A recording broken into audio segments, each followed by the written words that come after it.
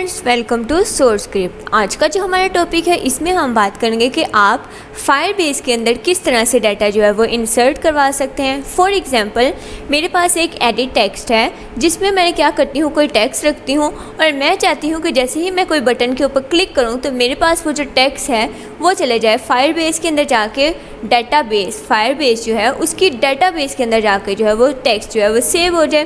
तो ये काम हम किस तरह से कर सकते हैं आज की वीडियो में हम ये देखेंगे।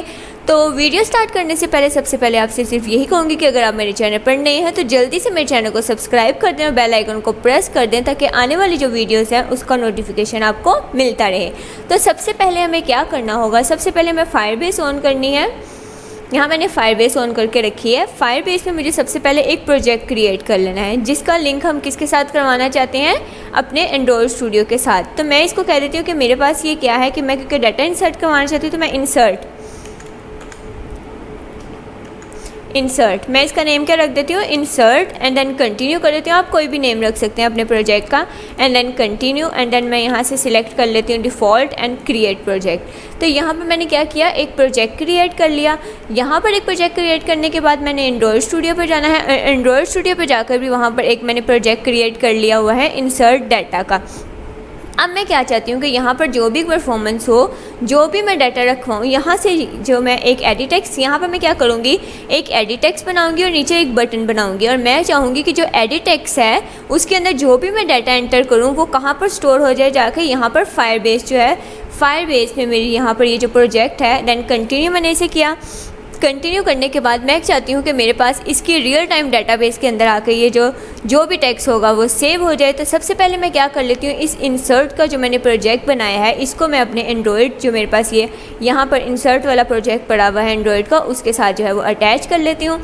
तो जैसे ही मैंने इसको के ऊपर क्लिक किया तो मुझे कह रहा है कि अपनी ऐप को रजिस्टर करें। कौन सी ऐप को रजिस्टर करना है, हमने ये वाली ऐप जो हमारी एंड्रॉयड की ऐप है इसको हमने रजिस्टर करना है। तो सबसे पहले हमें क्या कह रहे हैं कि आप पैकेज नेम डालें। तो पैकेज नेम हमें कहाँ पर मिलता है, जैसे कि आप लोग जानते हैं, आपको सबसे ऊपर ये जो है ये हमारा पैकेज नेम है। हमने क्या करना है, इसको किया यहाँ से कॉपी और कहाँ पर पेस्ट कर दिया, जाके फायरबेस के अंदर गए और यहाँ पर जाके इसको कर दिया पेस्ट। ये हमारा क्या है, पैकेज नेम है। देन उसने कहा है कोई भी अपनी ऐप का निक नेम रख दो। तो मैं कह देती हूँ इंसर्ट डाटा। मैंने क्या नेम रख दिया, इंसर्ट डाटा। ठीक है, इंसर्ट कह दो, खाली जो भी कह सकते हो आप कह दो। मैंने कह दिया कि इंसर्ट मेरी ऐप का नेम है। ठीक है, एंड उसके बाद वो कह रहा है कि यहाँ SHA-1 की जो है वो डालो। तो SHA-1 की हमारे पास कहाँ से आती है, सिंपल, हम यहाँ जाते हैं ग्रेडल में, इंसर्ट डाटा के ऊपर क्लिक करके टास्क के ऊपर क्लिक करेंगे। जैसे ही एंड्रॉयड के ऊपर क्लिक करेंगे तो आपके पास यहाँ साइनिंग रिपोर्ट, जैसे ही साइनिंग रिपोर्ट के ऊपर क्लिक करेंगे तो आपके पास यहाँ पर आप देख सकते हैं कि ग्रेडल्स जो है वो बिल्ड हो रहे हैं। तो थोड़ा से टाइम में ही आपके पास यहाँ पर जो है वो SHA-1 की जो है वो शो हो जाएगी आपको। ठीक है, थोड़ा सा टाइम लगता है लेकिन घबराने की ज़रूरत नहीं है आप लोगों को बिल्कुल भी। थोड़े से टाइम में आप लोगों के पास यहाँ पर क्या होगा, साइनिंग रिपोर्ट जो है वो जनरेट हो जाएगी आपकी और यहाँ पर आपको SHA-1 की जो है वो नज़र आ जाएगी। जैसे ही आपको यहाँ पर SHA-1 की नज़र आएगी तो हम फिर अपने दोबारा इस पर जाएंगे और यहाँ पर ये डालेंगे SHA-1 की और अपनी ऐप को जो है वो रजिस्टर करवा देंगे। तो आप एंड्रॉयड प्रोजेक्ट पे आए, यहाँ पर आप देख सकते हैं कि ग्रेडल्स बिल्ड हो चुके हैं।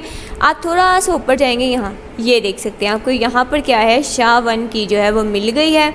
सिंपल आपने क्या करना है, SHA-1 की को कॉपी करना है और जाना है अपनी फायरबेस में और यहाँ पर जाके क्या कर देना है, इसको पेस्ट कर देना है। एंड देन क्या करना है, अपनी ऐप को रजिस्टर करवा लेना है। तो रजिस्टर करवाने के बाद अब आपके पास यहाँ पर क्या होगा, सेकंड स्टेप जो है वो आपके पास ओपन होगा। सेकंड स्टेप में वो आपके पास क्या कह रहा है कि आप करें, डाउनलोड करें गूगल की जेसन की फ़ाइल। तो आपने सिंपली गूगल जेसन फ़ाइल जो है वो डाउनलोड कर लेनी है। ये देख सकते हैं आप, यहाँ पर आपके पास ये डाउनलोड हो गई है। तो हम जाते हैं अपने इधर, यहाँ पर जाके मैं डाउनलोड में गई। डाउनलोड में जाके मैंने किस नेम से हुई है, 7 जेसन 7, ये वाली जो फ़ाइल है। सिंपल मैंने इसको किया कॉपी करने के बाद मैं आई एंड्रॉयड में, अपने एंड्रॉयड प्रोजेक्ट में आके मैंने यहाँ से पहले मैं इनको मिनिमाइज़ कर लेती हूँ। मुझे इसको पेस्ट कहाँ करना है, पेस्ट करने के लिए मुझे इसको ये चेंज करना है, एंड्रॉयड के बजाय इसको प्रोजेक्ट करना है। प्रोजेक्ट करने के बाद अब ये जो ऐप है ना, ऐप के ऊपर क्लिक करके मुझे राइट क्लिक करके ऐप के ऊपर यहाँ पर इसको पेस्ट करना है। जैसे आप जेसन फाइल को पेस्ट करते हैं तो आपके पास, आप लोगों को जैसे मैंने प्रीवियस वीडियो में बताया हुआ है सारा कि किस तरह हम लोग प्रोजेक्ट को जो है वो ऐड करते हैं। तो सिंपल हमने जेसन फाइल को यहाँ पर कोई स्पेस हमारे पास इसके अंदर नहीं होती है और ना ही कोई हम लोग कुछ भी डालते हैं, सिंपल हम लिखते हैं गूगल सर्विसेज, ठीक है। एंड देन मैंने इसको रिफैक्टर कर दिया, तो आप यहाँ देख सकते हैं कि हमारे पास जेसन की फ़ाइल जो है वो ऐड हो चुकी है। तो नेक्स्ट स्टेप हमारे पास क्या होता है, जैसे ही हमने इसके ऊपर क्लिक किया तो हम लोग यहाँ पर ये जो गूगल की सर्विसेज होती है वो ऐड करते हैं। तो यहाँ पर गए हम लोग गूगल की सर्विसेज कहाँ ऐड करते हैं, दोबारा से इसको हम लोग एंड्रॉयड कर लेते हैं, फिर ग्रेडल्स में जाते हैं, ग्रेडल्स में जाकर गूगल की सर्विसेज हम लोग ये जो डिपेंडेंसी है गूगल की सिंपल हम लोग यहाँ पर पेस्ट कर देते हैं। दोबारा मैं फायरबेस पे गई एंड देन मैं नीचे गई, नीचे जाके मुझे पता चला कि प्लगइन भी मैंने ऐड करना है। प्लगइन मैंने यहाँ से कॉपी किया एंड देन मैं यहाँ पर गई, यहाँ जाके मैंने ये बिल्ड ग्रेडल्स पे जाकर आपको सबसे ऊपर प्लगइन की ऑप्शन नज़र आ रही होगी, तो मैंने सिंपल यहाँ पर जाकर इसको क्या कर दिया, ओहो सॉरी, यहाँ पर मैंने इसको सिंपल पेस्ट कर दिया। यहाँ पर पेस्ट नहीं हुआ क्योंकि हो सकता है कॉपी सही तरह ना हुआ हो, तो ये चीज़ थी, इसको ये मैंने अब कॉपी हुआ है, ठीक है।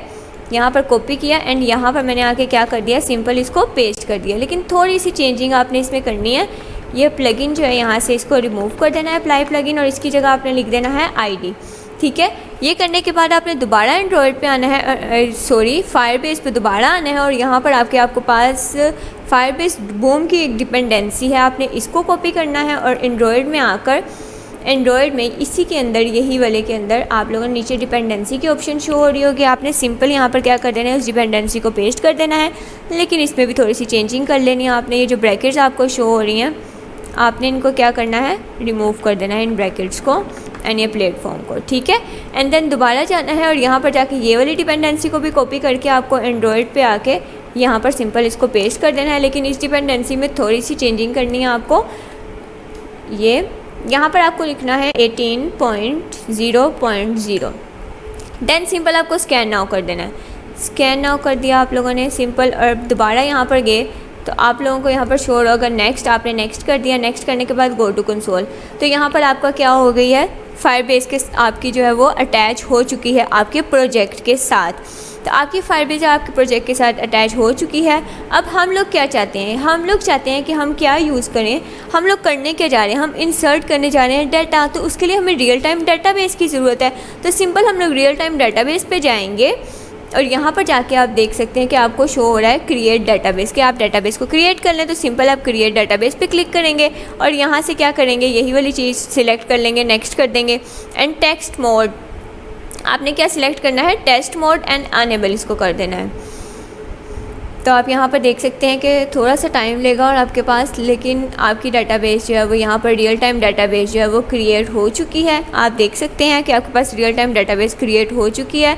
अब मैं क्या चाहती हूँ कि इसमें थोड़े से रूल्स की चेंजिंग कर लूँ। मैं रूल्स की चेंजिंग करना चाहती हूँ, तो मैं क्या करती हूँ कि मेरे पास रीड एंड राइट की जो ऑप्शन है ना, मैं इसको क्या कर देती हूँ कि मेरे पास रीड एंड राइट की ऑप्शन हो जाए ट्रू वाली रीड एंड राइट की ऑप्शन कर देती हूँ। सिंपल ये नाउ से लेके ये लास्ट तक हमने क्या कर देना है, इसको ट्रू कर देना है। ट्रू करने के बाद मैंने ये रूल्स पब्लिश कर दिए, सिंपल रूल्स पब्लिश हो गए हैं सिंपल तौर पर। अब यहाँ से तो डाटाबेस फायरबेस जो है वो अटैच हो चुकी है। अब हम अपने एंड्रॉयड के इस प्रोजेक्ट में जाते हैं, वहाँ पर जाके यहाँ पर आप जैसे कि मैंने स्कैन नाउ किया था तो आप देख सकते हैं कि स्कैन हो चुका है यहाँ पर।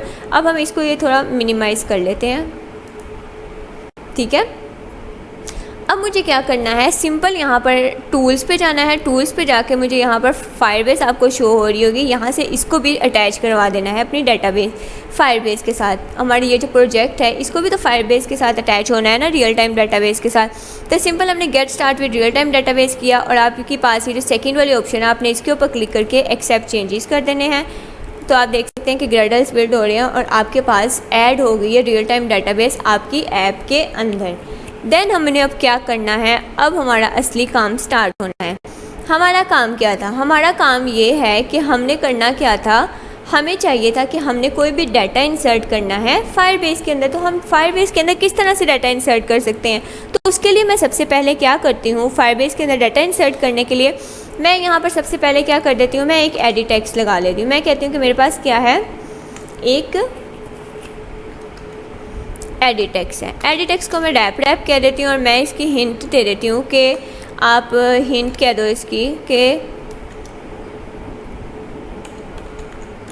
Enter text. आप यहाँ पर कोई भी टेक्स्ट जो है वो एंटर कर सकते हो और इसकी इनपुट टाइप क्या हो, आपके पास टेक्स्ट की क्या इनपुट टाइप हो, टेक्स्ट ही कह देते हैं, ठीक है, क्योंकि आपने टेक्स्ट एंटर करना है तो उसकी इनपुट टाइप भी आपके पास टेक्स्ट ही हो जाए। देन मैंने इसको क्या कर दिया, क्लोज कर दिया। यहाँ पर मैंने क्या किया है, एक एडिट टेक्स्ट बना लिया। मैं इसको कह देती हूँ कि एडिट टेक्स्ट को तुम कर दो भाई लेआउट ग्रेविटी, लेआउट ग्रेविटी इसकी क्या कर दो, सिंपल इसकी सेंटर कर दो ताकि ये सेंटर में शो हो, और ग्रेविटी भी क्या कर दो, ग्रेविटी भी क्या कर दो, इसकी सेंटर में शो करवा दो। तो आप यहाँ पर देख सकते हैं आपको सेंटर में शो हो रहा है। तो मैं इसकी ये जो विड्थ है इसको रैप के बजाय क्या कर देती हूँ, मैच कर देती हूँ, सॉरी सिर्फ रैप के बजाय इसको सिंपल हमने क्या कर दिया, मैच कर दिया ताकि आपके पास ये पूरा शो हो, ठीक है। अब ये चीज़ तो हो गई हमारे पास एडिट टेक्स्ट। अब मैं नीचे कहती हूँ कि मेरे पास एडिट टेक्स्ट के बजाय एक और चीज़ हो, बटन।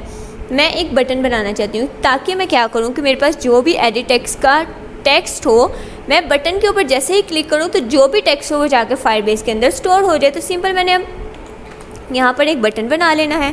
तो यहाँ पर हम इसको मैच नहीं करेंगे बल्कि क्या कर देंगे, सिंपल रैप कर देंगे, ठीक है। बटन का मैं टेक्स्ट दे देती हूँ भाई, टेक्स्ट हमारे पास बटन का आ गया कि आपके पास क्या है, इंसर्ट डाटा, इंसर्ट, मैंने रख दिया इसका नाम बटन का कि इंसर्ट हो रहा है मेरे पास डाटा, डाटा इंसर्ट हो रहा है, ठीक है। एंड देन मैंने इसको क्या कर दिया, सिंपल। अब आपको यहाँ पर आप देख रहे हैं कि लीनियर लेआउट जो है इसके अंदर आपको क्या हो रहा है, एरर शो हो रहा है, क्योंकि हमने ऊपर यहाँ पर डिफ़ाइन नहीं किया कि हमारे पास ओरिएंटेशन कौन सी है। तो हमने यहाँ पर सबसे पहले डिफ़ाइन कर लेना है कि आपके पास ओरिएंटेशन क्या है, वर्टिकल है। एंड देन मैंने इसको क्या कह दिया कि आपके पास यहाँ पर भी लेआउट ग्रेविटी आप इसको सेंटर कर दो ताकि आपके पास सेंटर में शो, एंड यहाँ पर भी ग्रेविटी जो है वो इसकी सेंटर कर दो, ठीक है। तो अब यहाँ पर आप देख सकते हैं कि आपको टेक्स्ट शो हो रहा है, एडिट टेक्स्ट शो हो रहा है, और एक आपको क्या हो रहा है, बटन शो हो रहा है। इस बटन की मैं थोड़ी सी लेआउट मार्जिन कर देती हूँ ताकि ये नीचे आ जाए थोड़ा सा। लेआउट मार्जिन मैं कह देती हूँ कि मेरे पास 10 dp है, ठीक है। तो अब आप देख सकते हैं थोड़ा सा उसके अंदर गैप आ गया। एंड देन मैंने इसको क्या कर दिया, क्लोज कर दिया। तो यहाँ पर हमने क्या किया है, एक एडिट टेक्स्ट एंड एक बटन बनाया है। अब मैं क्या चाहती हूँ, मेरा क्या काम था कि मैं क्या चाहती थी आज की वीडियो में कि डाटा इंसर्ट करवाऊँ कि जो भी डाटा हम इस एडिट टेक्स्ट के अंदर लिखें वो हमारे पास कहाँ पर जाकर स्टोर हो जाए, फायरबेस के अंदर जाकर स्टोर हो जाए। तो हम इसकी वर्किंग कर लेते हैं। सबसे पहले तो मैं यहाँ पर इनकी आईडीज़ भी दे देती हूँ क्योंकि मुझे आगे चाहिए इनकी आईडीज़। तो मैं इसकी आईडीज़ दे देती हूँ कि मेरे पास इसकी आईडी है टी, नीचे आती हूँ और बटन की आईडी देती हूँ। तो मेरे पास बटन की आईडी मैं दे देती हूँ कि मेरे पास क्या है, बी, टी एंड बी। मैंने उनकी आईडीज़ दे दी हैं। अब सिंपल मुझे यहाँ जाना है और उनके वेरिएबल डिक्लेयर करने हैं। तो मेरे पास क्या था, एडिट टेक्स्ट था, एडिट टेक्स्ट, ठीक है। एडिट टेक्स्ट, एक एडिट टेक्स्ट है और एक क्या है, बटन है। एंड देन मैंने नीचे इनकी आईडीज़ पास कर देनी है। तो आईडीज़ किस तरह पास करते हैं हम लोग, edit text is equal to find view by ID, find view by ID dot edit text की क्या थी हमारे पास, टी, हमने वो दे दी, क्लोज किया इसको, नीचे आए। एंड देन हमारे पास क्या है, बटन की आईडी। तो बटन की आईडी हमने कह दिया button is equal to find view by ID. Find view by ID के बाद हमने इसको क्लिक किया डॉट, एंड देन हमने क्या कह दिया, इसकी आईडी हमारे पास क्या है, बी है। एंड देन हमने क्या कर दिया, क्लोज कर दिया। एंड देन हम यहाँ पर क्या करते हैं, क्योंकि हम लोगों ने क्या यूज़ करनी है, यहाँ पर डाटाबेस यूज़ करनी है, फायरबेस डाटाबेस यूज़ करनी है। तो हम लोग यहाँ पर simply Firebase database reference, database reference को यूज़ कर लेते हैं, उसको वेरिएबल दे देते हैं डाटाबेस रेफरेंस, ठीक है। एंड यहाँ पर अब हमारा क्या काम है, अब हमने क्या करना है, सिंपली हम लोगों ने बटन के ऊपर क्या लगाना है, बटन के ऊपर हमें क्या लगाना है, क्लिक लिस्नर लगाना है। बटन के ऊपर हम सेट ऑन क्लिक लिस्नर लगा लेते हैं क्योंकि बटन के ऊपर हमारे पास परफॉर्मेंस हो रही है ना। Button dot set on click listener new view on click listener. हमने क्या किया, बटन के ऊपर एक क्लिक लिस्नर लगा लिया है। अब बटन के ऊपर क्लिक लिस्नर लगाने के बाद हमें क्या करना है, सिंपली तौर पर एक स्ट्रिंग ले लेनी है यहाँ पर, ठीक है। स्ट्रिंग में वो मैसेज ले लेना है कि जो भी आपके पास स्पेस, सॉरी नहीं आई अंदर, हमने स्ट्रिंग में वो मैसेज ले लेना है, ठीक है। स्ट्रिंग में एक मैसेज ले लेना है जो आपके पास यहाँ पर स्टोर होने वाला है, ठीक है। अब किस चीज़ का मैसेज, वो जो ऊपर हमारे पास एडिट टेक्स्ट था, ठीक है। Edit text dot get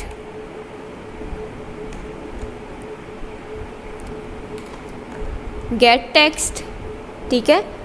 text dot get to string. String में वो मैसेज ले लिया हमने। मैसेज लेने के बाद हमने क्या करना है, यहाँ पर सिंपल लिखना है डेटाबेस रेफरेंस, डेटाबेस स्मॉल वाला जो इसका वेरिएबल था वो लेना है हमने, डेटाबेस रेफरेंस। रेफरेंस जो भी है उसका चाइल्ड, ठीक है, चाइल्ड के अंदर हमने क्या कर देना है, सिंपल योर मैसेज, आपका जो भी मैसेज होगा आपने वो लिख देना है, जो आप डिस्प्ले करवाना चाहते हैं मैसेज, वो वाला मैसेज। एंड डॉट, उसके बाद आपने क्या कर देना है, सेट वैल्यू, सेट कर देनी है वैल्यू। अब इसके अंदर कौन सी वैल्यू सेट करनी है आपने, जो आपके पास ये मैसेज वाली वैल्यू होगी, जो आपको यहाँ पर ये जो शो हो रही है ना मैसेज, आपने ये वाली वैल्यू जो है वो अंदर सेट कर देनी है, ठीक है। एंड देन इसको क्लोज कर देना है। अब आपके पास क्या होगा, आपके पास वो मैसेज जा चुका है फायरबेस के अंदर। लेकिन उसके लिए हमने यहाँ पर सबसे पहले यूज़ किया था डेटाबेस रेफरेंस, तो हमने डेटाबेस रेफरेंस को जो है वो इनिशियलाइज़ भी करवाना है यहाँ पर। तो डेटाबेस रेफरेंस को किस तरह इनिशियलाइज़ करवाते हैं हम लोग, सिंपल यहाँ पर लिखेंगे Firebase database dot gate instance dot gate reference. अब हम ये लाइन लिखने से हम लोग कहाँ तक पहुँच गए हैं, ये लाइन लिखने का मकसद है आप लोग अपनी फायरबेस के अंदर यहाँ पर पहुँच चुके हैं। इस रेफरेंस की मदद से आप लोग ये वाली जो रेफरेंस है यहाँ तक पहुँच चुके हैं। अब यहाँ तक पहुँचने के बजाय हमने कहा है कि इसके बाद तुम करो, यहाँ तक तो पहुँच गए, अब इसके अंदर जो है तुम क्या करो, एक चाइल्ड बना दो। तो सिंपल हमने इसके अंदर एक चाइल्ड लिख दिया। तो चाइल्ड में हम कहते हैं कि चाइल्ड का तुम्हारे पास क्या टेक्स्ट हो, तुम कह दो कि मैसेज, चाइल्ड में कह दो कि मैसेज है तुम्हारे पास, ठीक है। एंड देन तुम इसको क्लोज कर दो। अब हमारे पास ये कोड जो है वो कंप्लीट होता है। इसकी मदद से हम लोग के पास क्या हुआ कि हम लोग यहाँ तक पहुँचे, फायरबेस के अंदर यहाँ तक पहुँचे, और इसके अंदर जो है वो एक चाइल्ड बन गया मैसेज के नेम का।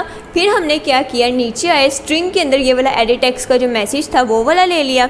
एंड डेटाबेस रेफरेंस की मदद से वो जो चाइल्ड वाला रेफरेंस था उसके अंदर हमने ये वाला मैसेज जो है वो डाल दिया। अब हम इसको रन करके देखते हैं और अपने एमुलेटर के ऊपर चेक करते हैं कि हमारे पास जो है वो क्या आउटपुट जो है वो शो होती है, क्या हमारा डाटा जो है वो फायरबेस के अंदर जा रहा है।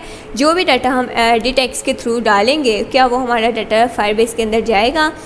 तो यहाँ पर इसको थोड़ा सा टाइम लगेगा रन होने में। तो होपफुली आप लोगों को समझ आ रही होगी कि क्या हमने किया है इस वीडियो के अंदर, किस तरह से डाटा जो है वह इंसर्ट करवाया है। यहाँ पर आप देख सकते हैं कि आपके पास ये इंस्टॉल जो है वो हो चुकी है। जैसे ही ये इंस्टॉल हुई तो हम लोग अपने इसके ऊपर गए और यहाँ पर जाके हमें क्या करना है, टेक्स्ट एंटर करना है। तो टेक्स्ट हम कह देते हैं कि मेरे पास क्या है,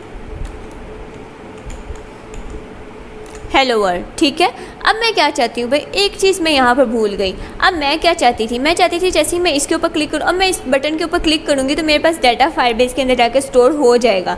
लेकिन मैं चाहती हूँ कि जैसे ही डाटा फायरबेस के अंदर जाकर स्टोर हो तो मेरे पास एक टोस्ट भी यहाँ पर शो हो के आपका डाटा जो है वो इंसर्ट हो चुका है फायरबेस के अंदर। तो इसके लिए मैं यहाँ पर थोड़ी सी चेंजिंग कर लेती हूँ पहले और दोबारा इसको रन करके आपको चेक करवाती हूँ। तो मैंने सिंपल यहाँ पर क्या लगा दिया, टोस्ट क्रिएट किया और इसके अंदर मैंने यहाँ पर टेक्स्ट के अंदर क्या लिया, data insert successfully, data insert हो गया सक्सेसफुली।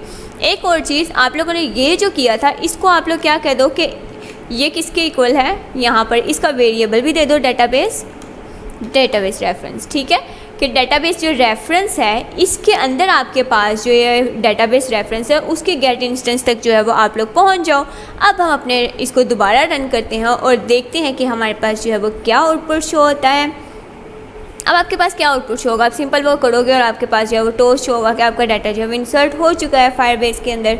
तो सिंपल आप लोग हम क्या करते हैं, आउटपुट चेक करते हैं और यहाँ पर हम देख लेते हैं कि हम यहाँ पर सिंपल लिखते हैं